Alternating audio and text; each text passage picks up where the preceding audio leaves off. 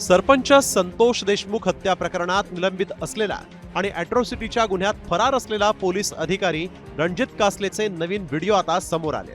यापैकी एका व्हिडिओमध्ये तो पबमध्ये डान्स करताना दिसतोय, तर दुसऱ्या व्हिडिओत कासले बंदूक हातात घेतलेल्या आपल्या बाउन्सर सोबत हिरोगिरी करताना दिसतोय।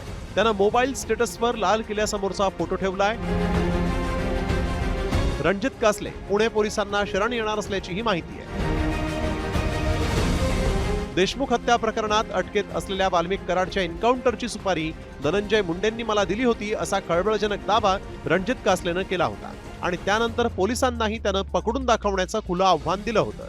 मात्र 2 दिवसातच नरमलेल्या कासलेनं पोलिसांना शरण जाणार असल्याचं सांगत व्हिडिओ व्हायरल केला होता।